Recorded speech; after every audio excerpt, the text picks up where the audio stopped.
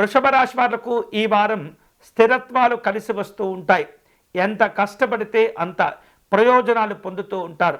ఆర్థిక వ్యవహారిక విషయాల్లో పరిస్థితులు కొంత అనుకూలంగా ఉన్నప్పటికీ నెమ్మదిగా మీకు అనుకూలంగా మార్చుకోగలుగుతారు. నూతనమైనటువంటి పెట్టుబడులు పెట్టడం లేదా శక్తికి మించినటువంటి నిర్ణయాలు తీసుకునేందుకు ఈ వారం ఎక్కువగా ప్రాధాన్యత ఇస్తూ ఉంటారు. కార్యక్రమాల్లో పనుల్లో ప్రశాంతంగా వ్యవహరిస్తూ ఉండాలి. శాంత స్వభావంతో వ్యవహరించడం ద్వారా ఎన్నో రకాల సమస్యలను మీరు అధిగమించుకోగలుగుతారు. కుటుంబ పరంగా అనుకూలంగా ఉంటుంది. అభిప్రాయ భేదాలు రాకుండా అన్ని రకాల జాగ్రత్తలు తీసుకుంటూ ఉండాలి.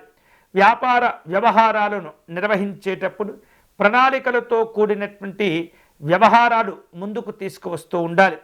శారీరక సంబంధమైనటువంటి కొన్ని అనారోగ్యాలు ఇబ్బంది పెడుతూ ఉంటాయి. పని ఒత్తిడి పెరగటము, పని భారాలు పెరగటం వలన కొంత ఆందోళన, అలసటతో కూడినటువంటి సమస్యలు వస్తూ ఉంటాయి. పెద్దగా మీరు భయపడనవసరం లేదు.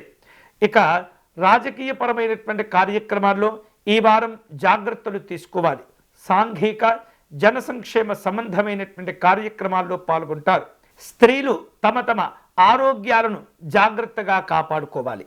ఈ వారం వృషభ రాశి వారు విశేషమైనటువంటి శుభ ఫలితాలు పొందేందుకు, సమస్యలను అధిగమించేందుకు పార్వతీ అమ్మవారిని పూజించాలి.